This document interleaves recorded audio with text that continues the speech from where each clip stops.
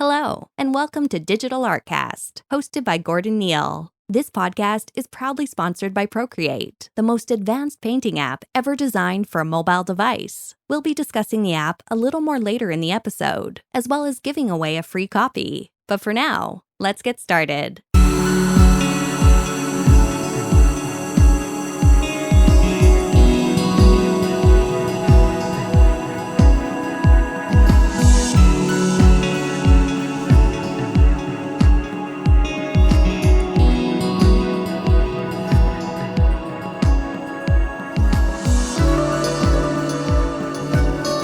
Hey guys, and welcome back to another episode of Digital Artcast. Another episode has came around this month, and I'm getting to speak to the amazing Darmar, or people may also know him as Darko Markovic. Yay, I got it right. Yeah. Hey guys, Darmar here. Yeah, we were actually just having a hilarious conversation because I just interviewed Darek, and obviously you were saying that you and him are brothers from another mother. Yeah, he was born on the left side. I was born on the right, and everybody knows that on the right people are much better than on the left. So he is, right. an evil version of me. Right, I see. Evil step. He's a great guy. Man. As we were talking, I met him on ICC this year in April, and then we were in Bulgaria, and we were lecturers there, and we hang out a lot. And people were confusing us all the time, which was quite funny, Yeah. Every time they thought I was Darek, and it was ridiculous. Yeah. But, as I tell him always, I'm a much better looking guy, even though other people don't see it. Yeah. I'm sure you'd agree, Darko. Yeah. Thank you. Yeah. So, a bit of a change for the usual structure in the podcast, because we tend to speak to people who have had, a kind of long career in the industry, or people who have made kind of great strides to work on multiple projects. Even Darek, Darek's, like he says, he's only been a couple of years in the industry, 5 or 6, but he's worked on some massive projects. But you, Darko, are probably one of the first people I've had on who is very fresh-faced to the industry. So, just kind of, foot in the door, kind of just starting out. And you spoke about you're working on some big projects, but obviously you're under NDA, so you can't speak about them. But yeah, I remember back a couple of years back, seeing your stuff on Artstation when you won one of the competitions. And then obviously your stuff so far, it has been incredible to watch. Like you said, only being a couple of years in the industry, your stuff is obviously talked about with people I know, and I've seen things on Artstation and things you've been publishing for your book. So probably just dive into where you started, where you got your initial inspiration to get in the industry, and why you started concept art specifically. Please don't stop. Continue talking about me in good way. I am enjoying this. Well, yeah, man. The Artstation competition, it was only 1 year ago. If you can imagine that. It was in April. Yeah. In April 1 year ago. Actually, May. I know that because it was ICC. And yeah, I'm a fresh face still because I'm there only for 2 years, even though I was a designer before that. But I wasn't a concept designer. I didn't know what it was. Right. And I was a car designer, industrial designer. I have bachelor in industrial design here in Belgrade, and I have a car design masters that I got from Lamborghini in Milano, Italy.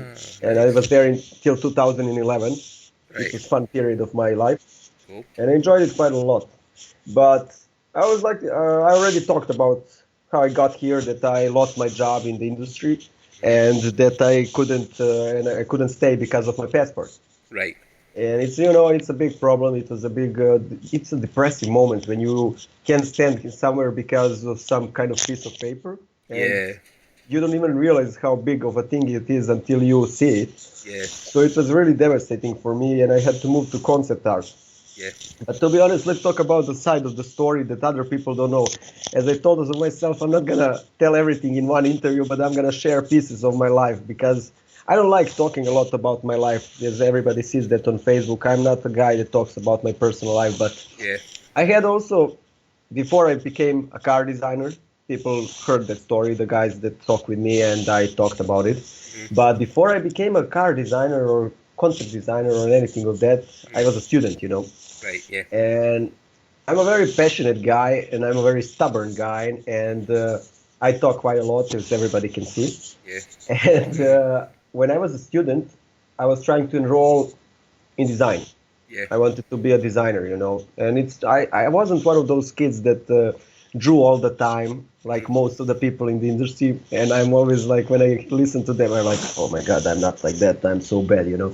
But I'm a guy that I used to do a lot of mathematics and stuff like that, and I enjoyed it quite a lot.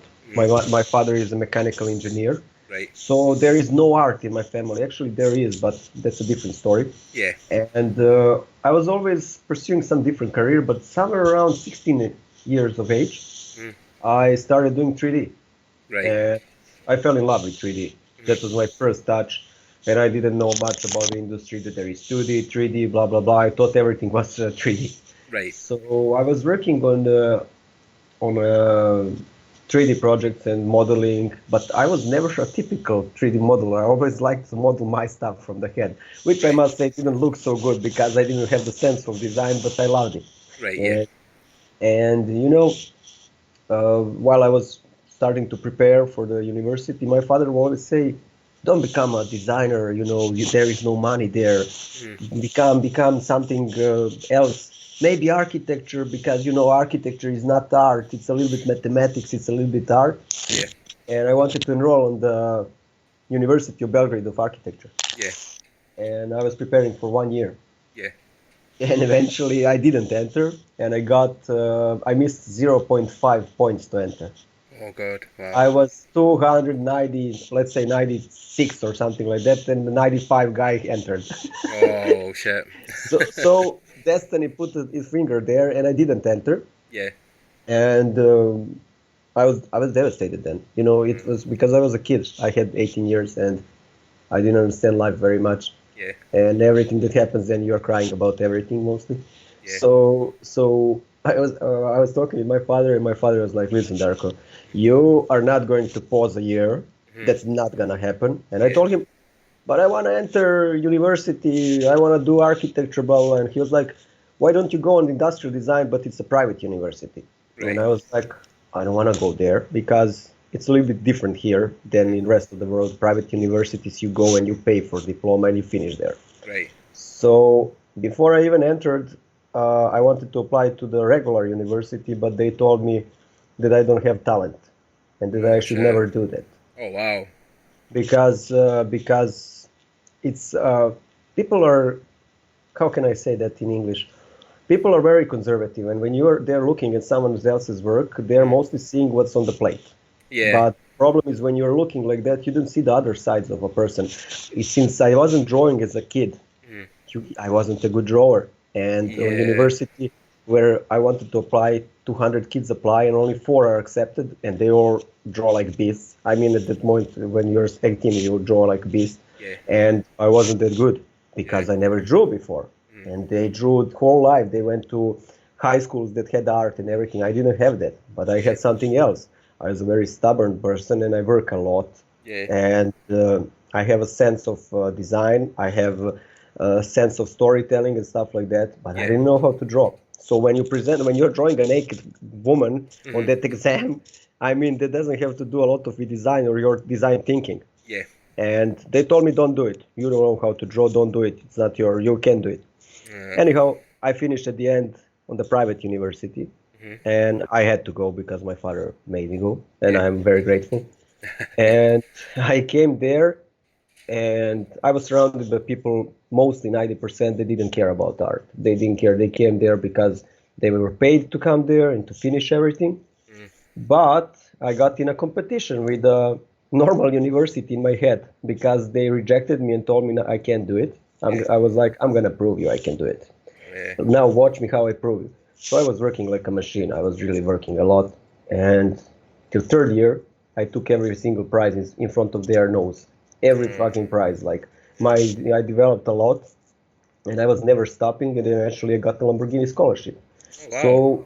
So I was the first person from this part of Europe to get the scholarship.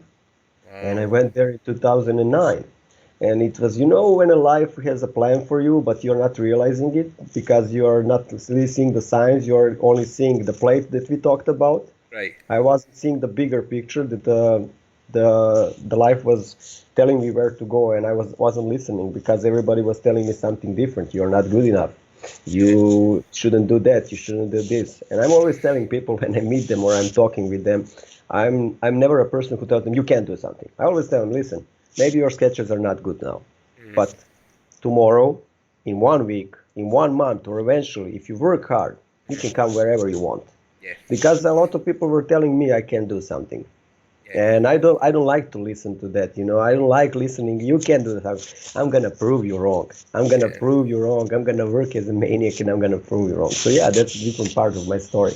Yeah. Before entering the car design and everything, and then the crash that I talked about already. I'm not gonna mention it and take your time. Yeah. But yeah, I lost the job because of the passport, and then I entered concept art, Yeah. and I started designing.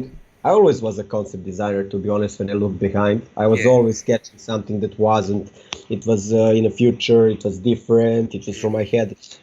Even in the university when I'm there, everybody's drawing nature or anything. I'm drawing a spaceship in that nature and stuff like that. Yeah. So it was different. And thanks to Artstation, 2016 April, Yeah. I had my big breakthrough, and since there everything started. Oh, wow. Yeah. And then that's been obviously a year ago, and then were you contacted kind of straight after the contest to work in a professional sense, or did you have to keep kind of grinding away at stuff? I will be honest, no. Right. I will be honest, completely no. I Yeah. wasn't contacted, but I was known. When I Yeah. came to MCC that year, everybody already knew who I was because there were judges of the competition. It was the first competition. Everybody was talking about it. Yep. So I already was known and positioned. Right. But I didn't get a job. I didn't get anything for 6 months. And Right. I continued to grind and grind. And that's why I started working on a book. Because Right. there was no job, and I had to. I'm working a lot, really a lot, and I'm not the person that relaxes a lot. Right. So I had to do something with my time, and I was working on the book, and I was improving myself. And then I saw that the book has a big potential, and I continued working on it. So after 6 months, I got the first client, and then it started from there, developing a bit, but I continued nailing the nail all the Right. time, like using the hammer, and eventually it paid off. Cool. And then I mean, it's a totally interesting story that I never knew about. You know, you getting rejected and going to school, and then also getting the scholarship. I mean, it just shows what you can accomplish in a short space of time. I know there was a story I read a while back in Imagine Effects about I think it was at the time a Polish bank manager who basically worked in a bank, hated his job, and then he left.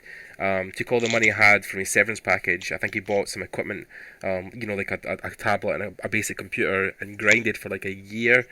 And then literally got an interview at Ubisoft, I think exactly a year after he left his job at the bank.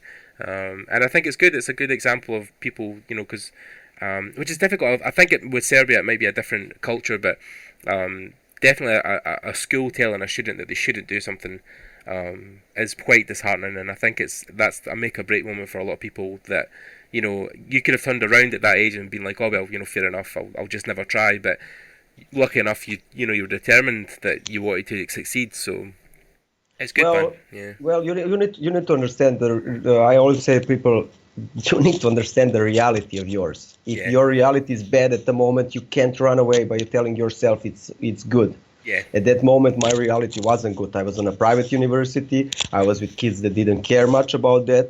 Yeah. I had a competition from the other universities. I was bad. I wasn't that good. I was really bad at drawing, to be honest. My lines sucked. Everything sucked. Yeah. But I had in my mind what I wanted to do. So from my experience, a lot of people don't have the courage to tell to themselves, I suck. Yeah. I suck at the moment. I suck. Yeah. I need to improve this. Or they have a different problem, and that's they don't suck in some specific area, but they're slacking in all the other areas, and they don't want to improve them because it's hard. It's hard when you're telling to yourself, I suck, But that's my approach. You have to be very honest with yourself. You can't tell yourself, I'm the best, I'm this, even though every artist wants to be the best. But you need to be very rational and say, okay, as I said to myself, this was the latest conversation with myself. Okay, Darko, you suck at characters. You literally suck. But it's not unachievable. start sketching characters, and it will improve over time. And then I was sketching and sketching and sketching. This sucks, this sucks, this sucks, this sucks. After 2 months, I started something liking. And then I posted Spiridon character. I don't know, did you see it?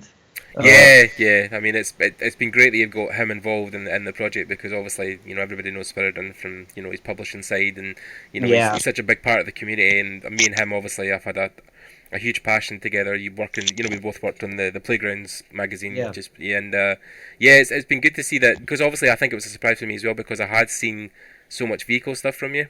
And then as soon as I saw Spiridon, I was like, oh, that's really strange, because I've never seen Darko post a character piece. And it's funny when you design armor, because I think it's quite interesting, because I think armor lends itself to vehicle design as well, because it is kind of hard surface. Yeah, that's true. But I needed to design the characters, because I put the standard so high for myself that I was like, okay, man, your book can be without the characters. And I also asking some people to design the characters, and you know how it goes. Okay, tomorrow. It never happened.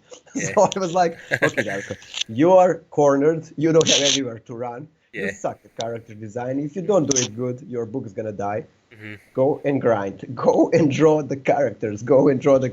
And I was like, Spiridon, you want to be in the book? And he was like, of course I want to be in the book. And he asked for a mini bear. And I was like, man, I don't know how to draw animals still, but wait, I'm doing that. That's the next step, because I need that kind of characters in the book. And I was like, your bear will have to wait for. But we can do you. And he was like, okay, just do me. And he first thought that he's going to be a girl, you know, with blonde hair. And I was like, no, your face. So, you know, a lot of setting the goals and setting the bar high and trying to reach it. Always a little bit higher than you can reach it, because that's the way you can evolve, from my experience.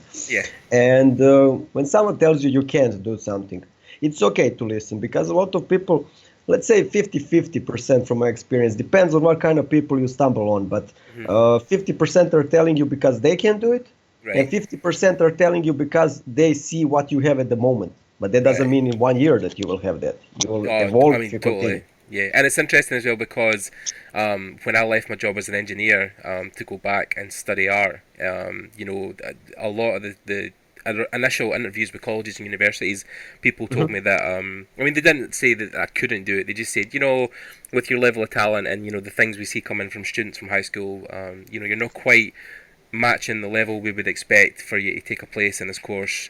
And you know, it was disheartening, because at the time I hated my job so much, and I really wanted to leave. Getting a place at university or college was a way for me to escape, and because every time I went to an interview people were telling me no, I was more thinking, you know, I have to go back to my job, you know, oh shit, I can't believe, you know, I'm going to have to, you know, go back and face those guys, and, you know, and work on a job where, you know, I don't feel like I'm appreciated, I don't feel like I belong. And then it was lucky that one particular lecturer took a chance on me on a starter course, and you know, 5 years later, you know, I just announced the other day that I got my first job working on a game. Oh, nice! Yeah. Congrats, man! Big baby steps, but yeah. So I mean, like, you know, I think for even, you know, last year or a couple of months before, I was saying to myself, you know, I hadn't done much since I left, but, you know, people were telling me at my job when I left that I'd be back in 6 months, but, you know, so far I've achieved a diploma in graphic design and in industrial design. I'm about to finish my honours degree in 3D animation. I'm potentially going to study a master's in game design. You know, I've started the podcast, I've networked my ass off, you know, like, even when I go to events now, even though, you know, I've not had a big, you know, industry job, people know who I am. And yeah, you know, and I've done quite a lot and managed to get myself a job. So I mean, it's like I'm coming from the exact same background. You know, I didn't draw much, and you know, I sucked at certain things, but I worked hard to basically get better, and here we both are. So I mean, it's yeah. But the only thing that needs to be done is work. And I see a lot of people who are saying to themselves that they are working, but they're not working. And that's the big problem, you know. Yeah, as we talked, you need to tell to yourself, I suck. I suck all the time, a little bit. I suck. You have to be very rational.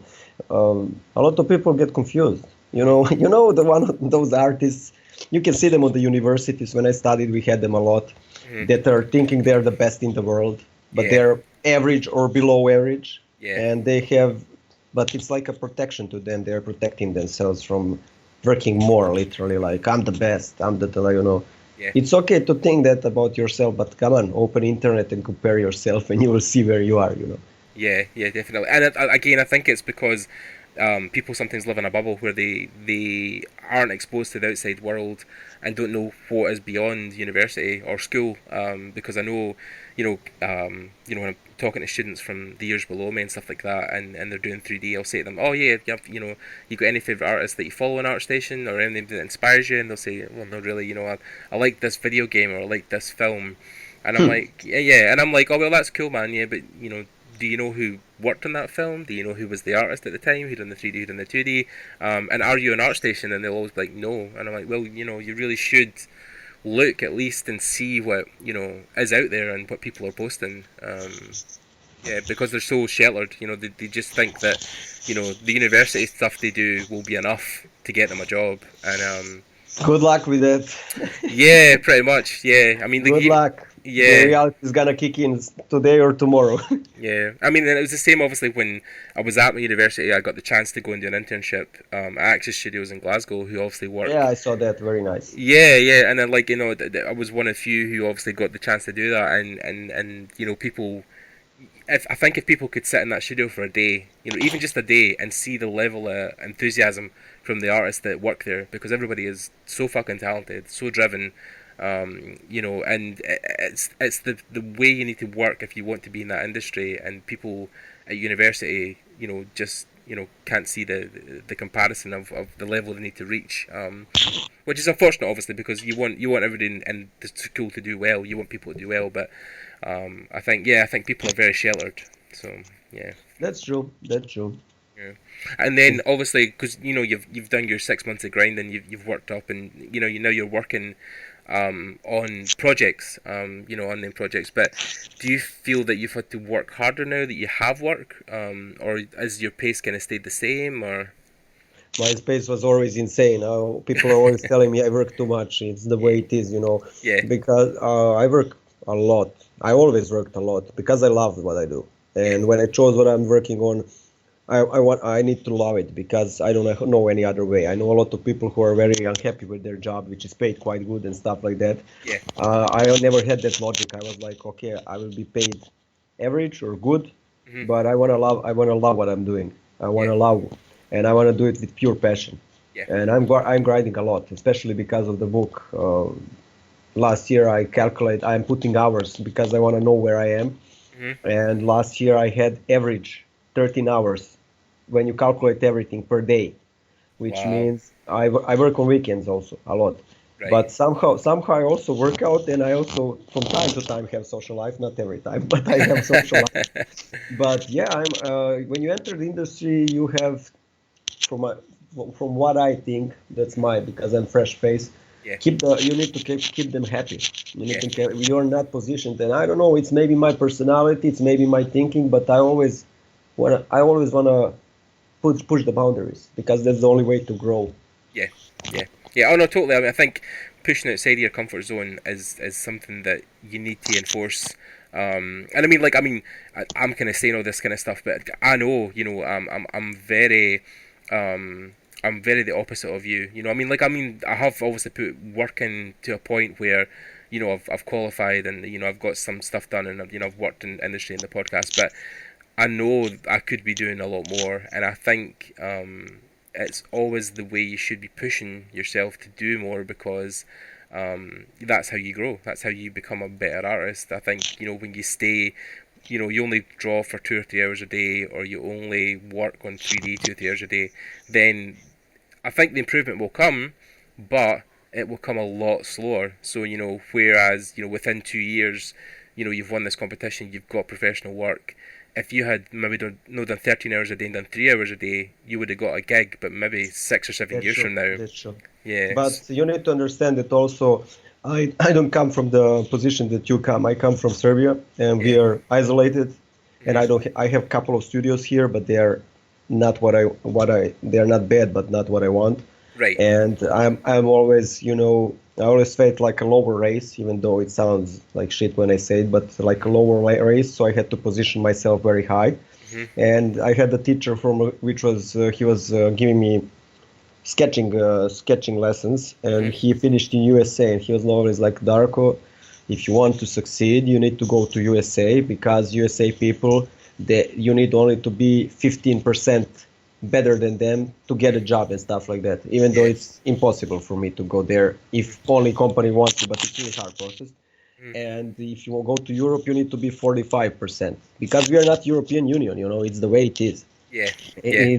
And I always have it in the back of my mind, and it makes me a little bit insecure, and that's why I work so much. That's why I work so much. So I mean, like, and I think there's two sides to that coin, and I definitely think that there's two ways you can go with it. There's the way you've went where your fear in a way has made you work harder and pushed harder because you want to then not be in a place like you were years ago where you lost your job and you had to move home and stuff. You want to always have a means where you can go work where you want, so that's why you work so hard. But then I think there's the opposite side, which is me to an extent and other people I know, where the fear cripples you almost, and you don't want to pursue that life because you're too afraid of failure. You're so afraid that you're going to fail that you don't even want to start. And people would always say, Gordon, I mean, to my friends who are not in the industry, they say, oh, you work so hard. But then I've met industry people who say, oh no man, you procrastinate too much. And I'm like, yeah, but it's not because I don't want to, not because I'm lazy, because I don't want to do things. It's because sometimes my fear is so intense. I'm just almost afraid to start working because because the failure's there. You don't want to fail. But then I think it was only recently, I think only a year ago, that I bumped into one of my friends and I was having a talk to him because he works in the studio, and he was saying, man, there's two options. You can stand still and never move forward, or you can take a chance and work and then possibly move forward. So I mean, that's the only two options. And when I put it like that, the two extremes, I was like, well, yeah, the only option if I don't do anything is basically just to stay where I am, and I don't want to do that. So true. Yeah. And I always wondered, like, when we were talking about this, I always had a question: what do you do when you quit? What do you do when you quit? Where do you go when you quit? Yeah. Literally, that's my question always. Like, what the fuck do people do which quit? Yeah. I never quit.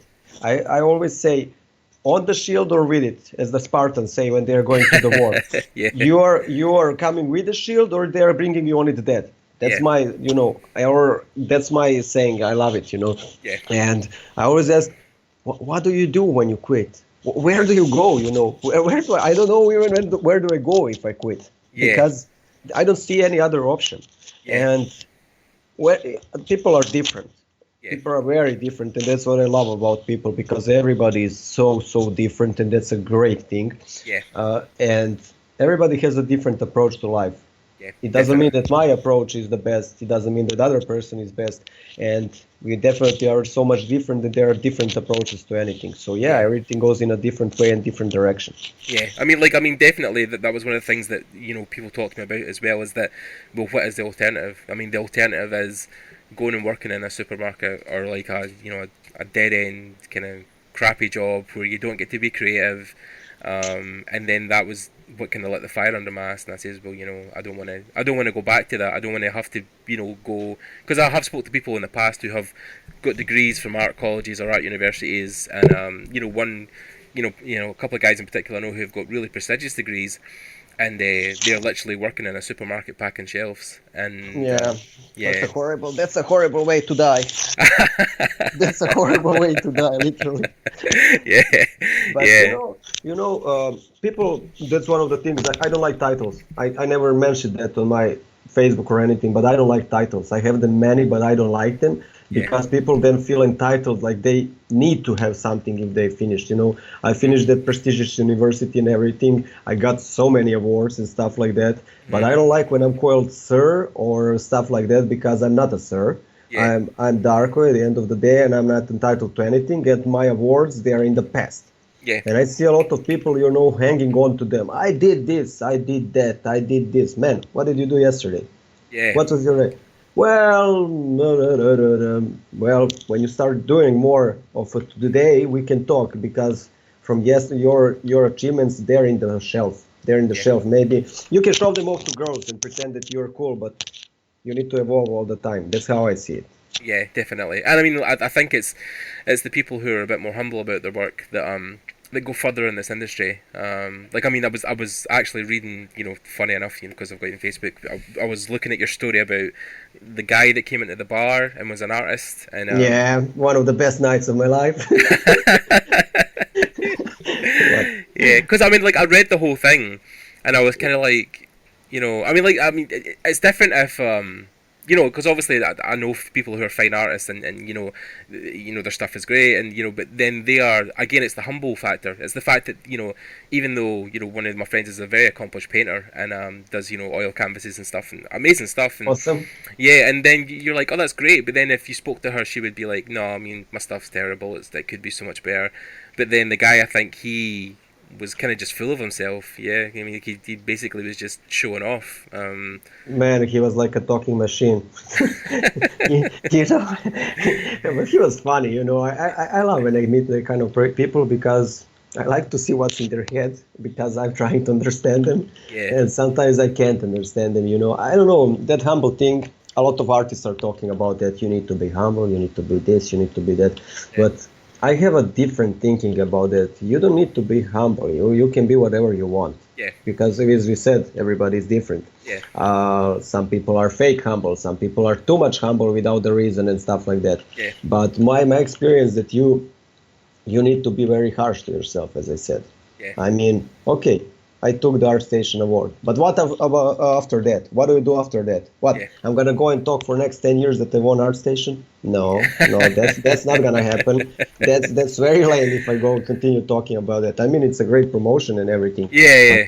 But setting new goals, because I met some people who won some very big competition, and they are picking the fruit from it for next 15 years, and their work is standing in the place. Yeah. And like it's the same like 15 years ago, and they are still, oh, I want that competition, I want that. Okay, cool, but let's evolve a little bit. Let's move somewhere else. Yeah. I mean, it's like people who run a marathon once in their life and then talk about it forever. Like, like the... Yeah. Like, I'll run a 10K, like, oh, that's great. What, just recently? No, like 10 years ago. Oh, right, cool, okay. Yeah. Like a great accomplishment at the time, but then, to be using it forever. Yeah. Because we Serbians, we do a lot of sports and stuff like that, and we have a lot of sport people here, and every time when they don't succeed, they are talking about their accomplishments like 15 years ago. Oh, if I continued, I would do this, I would do that. If I continued, and you're like, but you didn't. You didn't. Why? Because you were too lazy. Yeah. You were too lazy to continue, and you maybe you were an asshole, maybe you were full of yourself. I don't know that, but I know you were lazy. Yeah. If you were that good, everybody can have a good idea. Everybody could have a good day, but not everybody can do it consistently. Yeah. Wake up, grind in pain. Wake up, grind in pain. Wake up, grind in pain, because it's painful. It's very painful. Sportsman life is especially painful. Everybody sees only the side where they are buying champagnes and stuff like that, but they don't see that they are working 6 times a day. And so sports life, I'm a sportsman of myself. I love sports, and I do everything in that way. You have to be very dedicated if you want to be good at it. Yeah, and I approach art the same way, with pure passion. And I know I'm gonna be in pain, but as I love that movie, by the way, that I'm gonna mention, as they said in the movie, a moment of pain is nothing compared to a lifetime of greatness. Yeah, totally. And I mean, it's like I've watched several kind of sports documentaries, but like one of my favorites is Arnold Schwarzenegger's Pumping Iron, which he done back in like the 70s, and he's talked about oh yeah, you go to the gym and you lift till like you fall over and you hurt, but then you grow. Your muscles grow. They grow because they hurt. They grow because you're stretching them and you're making them bigger. And it's that mentality can be applied to his entire life and everybody else's. I mean, the guy's had an illustrious movie career, a modelling career. He was Mr. Universe, Mr. Olympia, and then obviously he was the governor of California. He's awesome. Yeah, because he's had this whole mentality basically of just him and Sly. I love Sly. I love Stallone and him. They are great. They are typical workers, that work their ass off, and I love them. I mean, I always love Rocky. I mention him a lot, and also Schwarzenegger. They are great. Yeah. They are great. Oh yeah, I mean, like I'm a huge Sly and Arnie from back in in the day. But yeah, they are exactly two people who have that work ethic that they've just they never give up. They've always pushed themselves to do better. They've always pushed themselves to do more. Especially Arnold and Sylvester, they've always they both came from a background where they didn't have a lot of advantages. Their family weren't rich, didn't have a lot of money, but they worked really hard to make sure that they got where they got to. And Arnold especially, because obviously Sylvester was getting into acting, but he was a bodybuilder for years, and that's in itself is a very competitive sport. It's very hard to maintain, to be very good at it. And but it was the stuff he was doing beyond the normal competitors. Like I remember in the film, he was going to I think it was a ballerina class at the time, but then she was showing him how to basically how to stand, how to present himself, how to point his arms, and how to look more graceful. And the stuff like that was the extra mile he was going to make sure that he was above everybody else. And it was something that no other athlete. They were just going to the gym. They were just lifting. Of course, yeah. But he knew how to present himself. When you love something, you have to do something that you don't love. Literally that you don't love, because every field has multiple fields in it, and it's never a single field, and people get lost there when they are doing that. From my experience, a lot of people will get lost. They are always thinking, okay, I'm a painter, and that's it.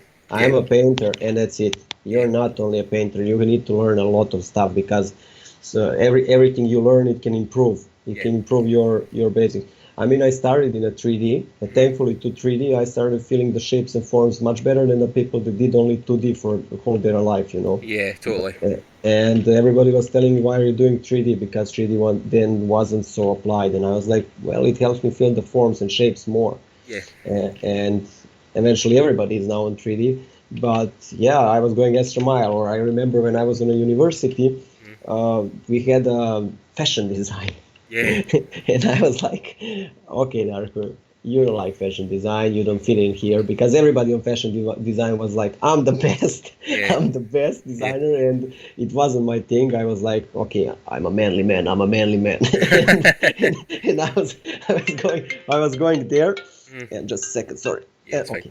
And I was going there, and I was like, okay, let's go here. And after a while, I started liking it, because I was learning a lot about textures and stuff like that. And you can see that in my work when I work in textures on 3D, because I was so much paying attention to the textures and stuff like that.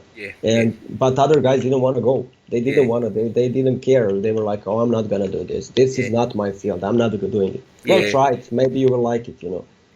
But then there's so much potential, I think, now to experiment with art in a way that it isn't as intimidating. I mean, I know people who even try to approach Photoshop initially think that it's so intimidating to use, but then there's stuff like there's just drawing and design apps on like iPads and stuff that you can get into that are less of a barrier, and that actually is a good transition to talk about our sponsor. Awesome. Which is Procreate. So guys, we'll take a minute just to thank our sponsor on Digital Artcast, which is Procreate. If you guys don't know, Procreate's an Apple Design Award-winning digital paint and illustration app that's designed exclusively for iOS. It allows you to create professional-grade artworks wherever you are. With an advanced dual texture brush engine, they just introduced wet brushes in the new Procreate 4. The layering system, obviously, groundbreaking canvas resolutions, which I think go up now to about 16K, which I think you only get 5 layers with, but at that resolution, you're really pushing the pixels anyway. And it's all for $9.99. You can find it through the App Store, or of course you can go to procreate.art. And yeah, I mean, the whole reason I partnered back with Procreate back in the day, I think, because before I even got into painting, I was using the app, just on my iPad that I had at the time. I think it was a normal iPad, and a basic stylus, but it was a good introduction into like layering, clipping masks, color theory, stuff like that. So yeah, have you had much experience with Procreate? You ever used it, or? I have never used it, but I would like. I'm seeing some stuff. It's amazing. I saw that Anthony Jones now is using it. A lot of artists, but latest that I saw like 2 days ago, he is doing it, and it looks very fun. Very fun. I know that Nikola Matkovic. He's working. We were sitting a couple of days ago. He was in Belgrade here, and we were talking. He's working on it, and he was like, "Man, it's so awesome. It's also portable. I love it." And I was like, "Man, I need to try that." But yeah. I tried Apple Pen like I think it was 2 years ago in Right. Brussels, Belgium. Yeah. And I was like, man, this pen is really, really good. I can't Yeah. wait to see what they do with it. I mean, it's definitely been one of the first, ways I saw it being a professional tool was when I went to industry workshops and I talked to Nikolai Lockerstein, and he was, yeah, Yeah. he was using and he uses Procreate exclusively, and he was showing me just the last industry workshops I went to. He was showing me some stuff he was doing for a film, and super grainy, super dark, super realistic. No photo bashing, just pure painting, but all through Procreate. And obviously I think since the iPad Pro and the Apple Pencils came out, it's been kind of Christmas for him because he was using it way back when it was it was just a stylus and the original iPad. But yeah, he talks about it constantly, and it's a great app. I love it. And I think it's going to be definitely a shift in the industry where you'll see more people working professionally in it, as opposed to stuff like Photoshop and 3D programs. Yeah, it's a So great much app. new stuff, so much new stuff. Industry is exploding, and like Oh, not only Procreate, but a lot of stuff is happening. oh Yeah, yeah, it's crazy. It's crazy yeah, how yeah. much industry is. You don't have time to try everything. Oh yeah, man. Too many I, programs. I'm one of those guys that is like, I want to try everything, this, but there is no time anymore. Yeah. When I started, there was Maya only, 3D Oh Studio yeah, Max, Maya, and Softimage, yeah, and that was it. Now everything was so much different. Now yeah. literally everything's on the There's reach of your hand and for a very good price. there's so much stuff, and and Procreate's I think one of the guys that are leading design wise to kind of push the barrier. So thanks to Procreate for sponsoring us. Thank you, Procreate. Yes, we appreciate it. So you're talking about with 3D programs. I've noticed that you're using stuff like ZBrush and Keyshot. I mean, personally, I'm using Maya at the moment and stuff like either V-Ray or Arnold. So are you, with your process, Darko, specifically, because I think it's one where there's a new generation of people designing stuff. With a lot of your drawing skills, did you push your drawing skills, or have you used 3D as a way to enhance the form first and then draw over? How do you kind of approach a piece when you make it? Well, it depends from a project to project, but mostly I will go with the pros and cons with both from my experience. Yeah. When I'm doing a 2D, a Mhm. sketch, it gets much better because I'm much more loose and I'm not thinking that much, and I get much better shapes that are unique Mhm. and stuff like that. But I lose the 3D in it. So if I want to translate it to 3D, there is gonna be some mistake, and that happens a lot in car design, Mhm. because in car design you work for months in 2D, then you move to 3D modeling first, and you are like, what the fuck was I doing here for 6 months? How I didn't see this? It's not working. This is not the same car as in the sketch. Right, yeah. And then you move from 3D to clay, and you're again, what the fuck was I doing? So yeah, that's the con of it. Yeah. You're losing 3D, Yeah. but you get your personality comes out, your energy comes out on the paper. Yeah. So when you're doing 2D and when you're doing 3D, you get much more stiff. You get much more stiff, and a lot of times you can get the unique shape that you can get from a 2D, even though you're painting over the 3D, Mhm. but you become stiff because of the object. But the Right. good thing is that it's gonna be exactly the same in 3D when you move, and it's gonna Yeah. be much easier. Yeah. So I try to work from different sides and approach different sides the project. Mhm. I start with the initial sketches that are in 2D, Mhm. very loose, very loose, until I get something nice, Yeah. and then I move. Depends again from a project. When I'm doing guns and smaller stuff like that, Mhm. which are more boxy, I do them in Fusion 360 or in Maya immediately when I'm blocking them out in a 3D model. Right. Because they are much easier to model, and they need a precision. They need a specific precision that the ZBrush can give me, but takes me much more time because I'm so used to Maya. Right. Yeah. And when I'm doing something more organic, Mhm. I go in ZBrush immediately and I box it out. Yeah. But I tend to sketch for at least, if I'm doing some serious project, for 5 days, because I go from initial sketch to drawing to everything, Right. to exploration, Mhm. and then I move to 3D, and then I block it out, then I see what's not working, come back again, and yeah, that's it pretty much. Oh, yeah. I mean, like, it sounds like a process is usually very similar to mine's, and I think it's the way that you can now use multiple tools to basically get an end result, where it used to be that you'd maybe do some sketching and then go to Photoshop, and but then there's so many options now that even with Keyshot and stuff like that, and I've obviously seen Anthony Jones and Mache and a couple of the guys like Ash Thorpe using stuff like ZBrush and then jumping into Keyshot, put the basic material on, and then rendering. And it's such a quick process now. I mean, like even Anthony Jones shared a thing last night where you can now brush in a shape in Photoshop and then use a 3D perspective tool and it builds 3D objects for you, like instantly, just using a brush. And I was like, holy shit! Like, I mean, it's getting to a point now where even with 3D modeling, it's becoming so much easier just to make something so simple and so quick. Whereas even before Dynamesh, ZBrush was used, but it was no as tangible as it is now. ZBrush is insane. It's insane, like literally insane. Crazy. I've been told, especially for 2D artists who sketch a lot, it is more natural to work in it than most programs that require more, like you said, the block thinking mentality, like Maya and Fusion. Yeah, I was in the middle of it all, when it was happening, when it was the 3D was having a boom, and it was having a boom in a car design and every other design. Everybody was doing 3D or only. Yeah. And I remember professor coming to university. He was an older guy, and he was 2D only. And he said the problem that industry has now is that we are all getting sexy, super nice images with a bad design. Yeah, and I think that's what I was going to touch on, was that, one of my heroes, and, I was lucky enough to meet him, but, Scott Robertson was a big influence on a lot of people, and he obviously started in car industrial design. Awesome. He is awesome. But then I think, like you said, with industrial design, I think that's almost what games and movies are becoming. It is a way of industrial design because, you're making these things that are then going to be implemented into movies and games, and they have a design purpose. Like a gun has to fire a certain way, it has to have mechanics. A piece of armor has to open and shut a certain way because of real life, engineering. So I think industrial design is a very good grounding for what you come into the industry. I mean, do you feel the same? Do you feel like it's been a positive in your design process? Well, definitely it was, and it is still.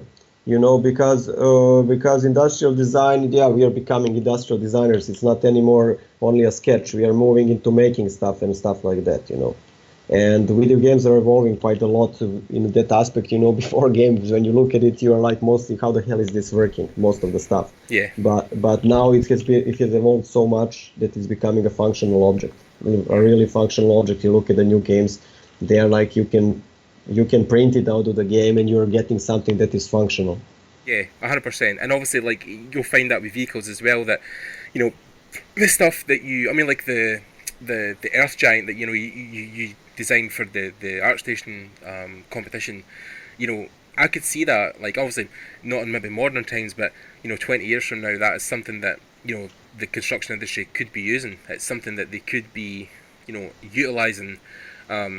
And it's that practical effect that, I think when you can see the real world application, it makes it more believable for people when they then play it in a game or see it in a game or in a movie. They're like, I understand that. I can see where that can be used.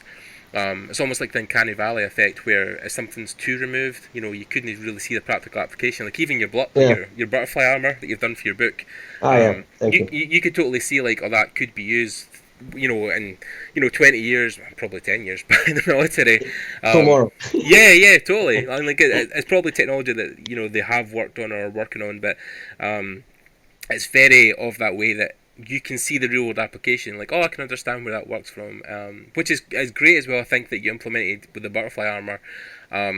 You've actually done something that a lot of industrial designers have done for years, which is you draw from nature. You take something that exists in nature and then take an industrial spin on it. How did you come up with that initial idea? Was that something that you kind of worked on for a while, or? The specific armor, I had it for a while in my head, but I didn't work for a while on it. And I had some basic sketches that I never posted, but maybe I should post them. And then I moved to a photo bash. It was a photo bash. I will tell you honestly, I'm not a big fan of photo bash. I can do it, but I'm not a big fan. And it's strange how much the industry has prospered because of it, and it's gone backwards, as we talked. A lot of design looks the same. I mean, there are some masters that can do some crazy stuff with photo bash, but I'm always trying to avoid it. Yeah. And I try to have it 25% in my work, That's my idea. Right. But yeah, it was a sketch in my head, and then I moved in a photo bash and I designed it. Right. Because I read a lot. I really read a lot how stuff function and how this can work and why it can work and why it cannot work. Right. And a lot of designers are not doing that today. Mm-hmm. I don't know why, but a lot of when you go to Artstation, a lot of designs, you don't understand why they are designed like that. They are just a cool shape. Mm-hmm. They're just a cool shape, and that's it pretty much. Yeah. So I'm And trying to steer away from that, you know. yeah, because you want to have function as well as form. Like you need it to, look pretty, but at the same time it has to work. You know what I mean? So Yeah, man, it's quite strange, you know. When you are in I was industrial design, their form follows function all the time, all the time. And then you move to car design, and there is only form, like because function is so stuck. You're like only form, only form. I don't care. Engineer's gonna fix this, and so it's quite strange. Yeah, and I think that's because, I mean, going back to my roots, when initially I started learning about concept art and people were talking about it, and people talk about how concept art is problem solving. So you're always solving a problem, like, we need a weapon, like, okay, right, well, I'll invent one in my head and then put it on paper. Okay, so how does the weapon function? Oh, well, then this bow functions because it has this special string or this wood, or, you pull back and then release. And, it's simple stuff like that you need to, people think, I think, for a lot of times, especially in concept art for games and stuff like that people think that you would draw a lot of pretty pictures, like, sunsets and mountains, and, and that, I mean, that side of it does exist, that, those things are there, but a lot of the initial concept is basically solving loads of problems, like, what does this world look like, how do the vehicles work in it, why do people carry certain weapons and how do they function, what energy powers their guns, how do they reload, what kind of buildings exist after the war and how are they structured, did they build them from parts that existed after the war, and where did they get those parts, what materials are they made of, what colour are they, how do they form, like, it's things like that people don't think about when they go into the industry. They think that they will just, make a cool... pretty stuff. Yeah, pretty much. Like, people may maybe draw a cool building, in a funky shape that resembles a plant or something. But then a designer might come in at a point where they're trying to build something more grounded and say, well, that's a cool looking building, but how the fuck did people build that? Like, how would they have where would they have got the materials? Like, how would you make glass that shape? And people would just say, oh, I just made it because it looked cool. And you're like, that's fine, but at the same time, you have to think how people will approach this in real life. And again, I think that even, people would say, oh no, but there's a fantasy setting where things can exist without a reality. And I'm like, well, I understand that, but there's even some high fantasy scenarios where people still have to have function. Like, it still has to, swords look like swords and they're weighted properly because, they swing. And then when you come to castles, they're constructed, in the most realistic sense, that how castles would be constructed with mortar and stone and, and cement. But it's a thing that I think has to be applied through everything you design. And although your stuff, like your butterfly armor, might seem like science fiction to people, there is a practical use there that could be applied to real world materials to make that thing. So thanks, man. Yeah, I'm reading a lot. I read a lot before anything. I try to live the project as much as I can because that's the only way to make it work. And I try to live it, to literally live it, and to see how it can work, how it can function, why it can function. And I do a lot of, the shitty sketches, I call them like that, when they're ugly as hell, but they're doing their job because I'm figuring it out how it works. And then I move to more beautiful ones. But before that, I'm not trying. And a lot of people, when they see how I work, a lot of time they're like, well, you're not drawing that much. I am drawing, but I'm drawing in my head how it's gonna function. Then when I have what I'm gonna do, it's much easier and faster to get there. Yeah, definitely. And I think that's that's a process that people like to see. They like to see the initial ideas, but there's some people I know who work. I mean, it's this thing where everybody has their own way of working. I mean, I know people who say, oh, well, you need to maybe go through like, I don't know, 7 or 8 iterations of something before you get to the final thing in your head, and that's fine for some people. But I know a very successful concept artist, Paul Scott Canavan, who is based over here in the UK and in Scotland, and he said that one of his processes is that he usually just goes straight to the final idea. Like he gets a base couple of thumbnails, but then he more or less has like, right, that's the final idea, bang, and then works straight into it.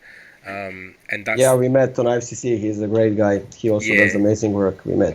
Totally. The guy's a legend. And he's just when you have crystallized what you're gonna do, it's much easier than when you're doing it random, because For example, when I was doing Spirit, or let's do Earth Giant. When I was doing Earth Giant, and I approached it industrial design like, completely industrial design like, and I was like, okay, so the subject is epic, as I remember, it was an epic, and I was like, okay, what is epic?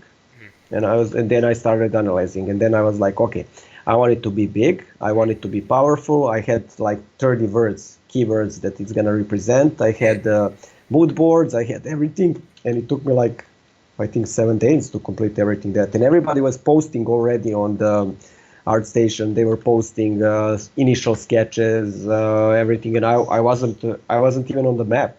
Right. I didn't have everything. And when I was ready, I said, okay, I want to do this, and I printed it. I put it beside me so I can look at it every time when I'm going from a phase to phase, so I know I'm going in a direction.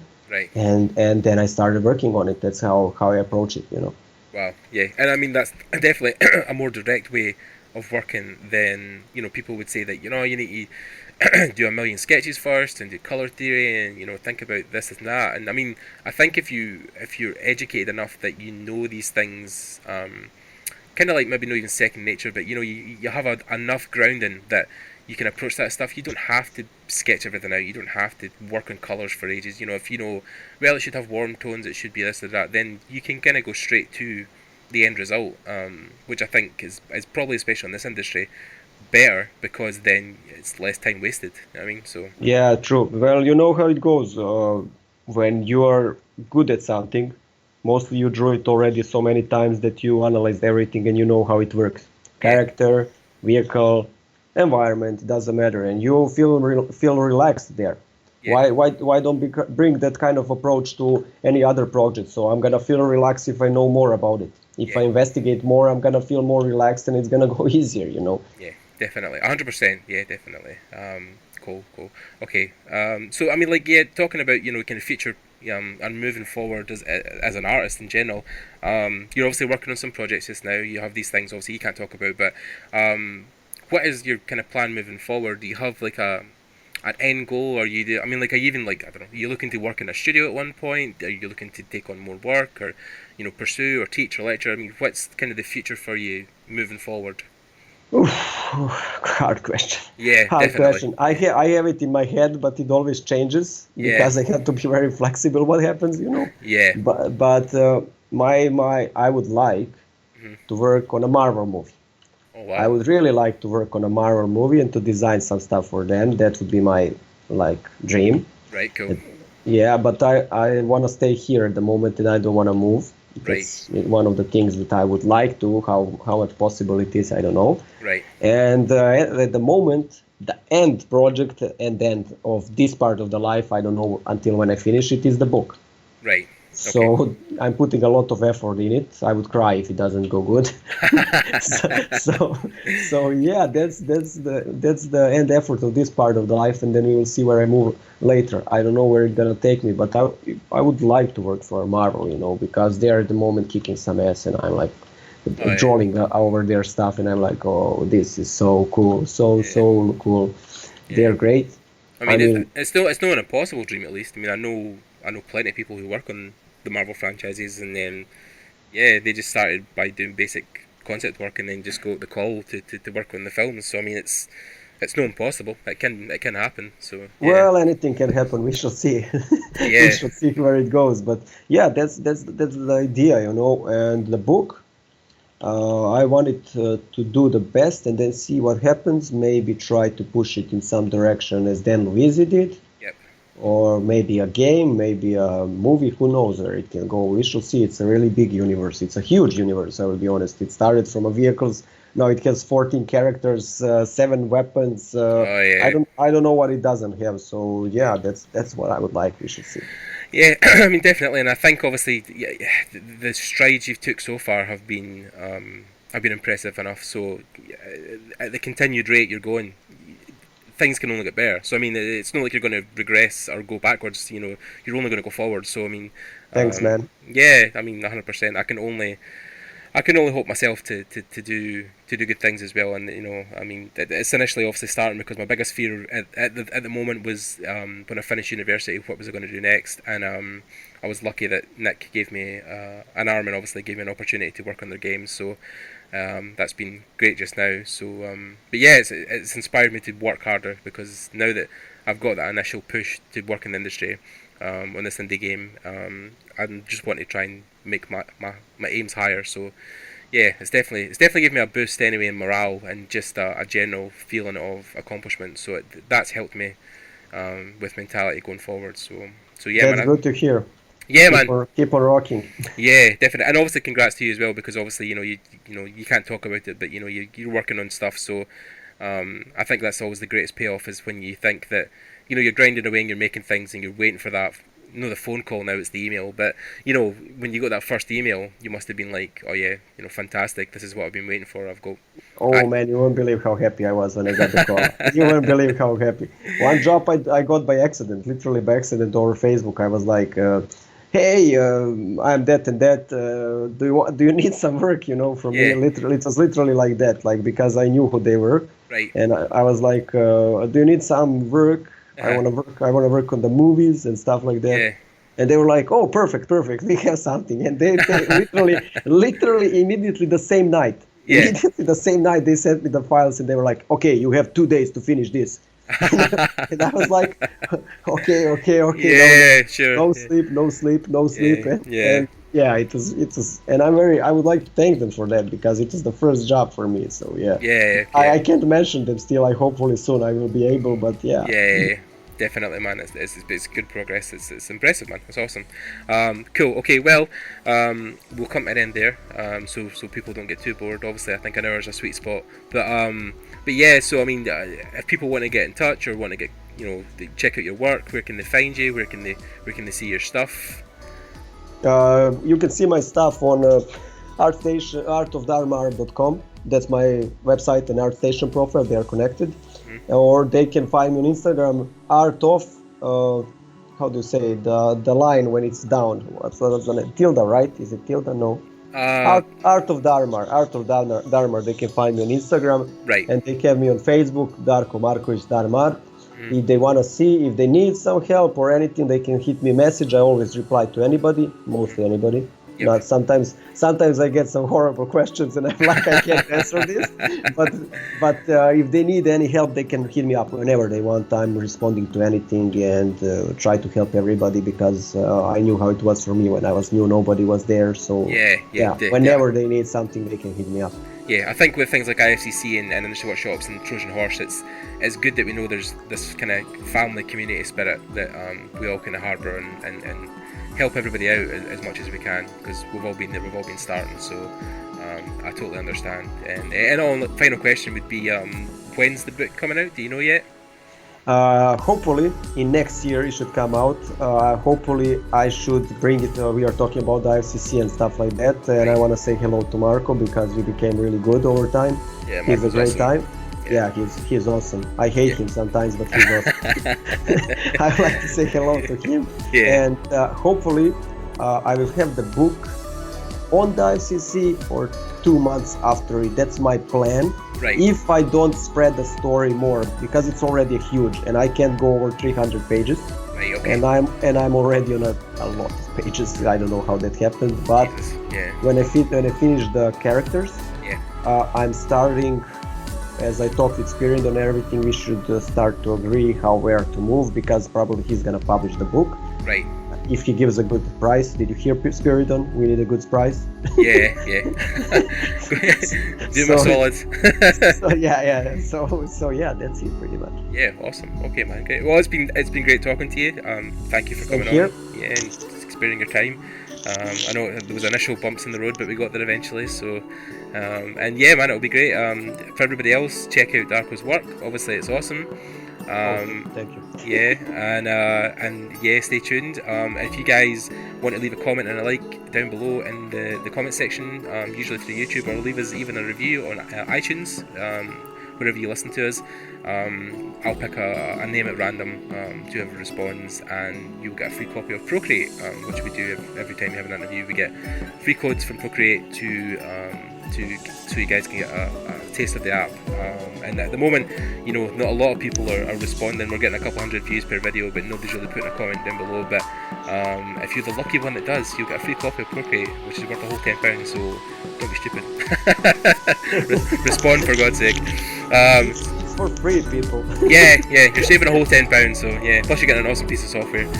So yeah, man, thanks again, and yeah, we'll talk later. Okay, thanks guys, bye. Thanks guys, bye.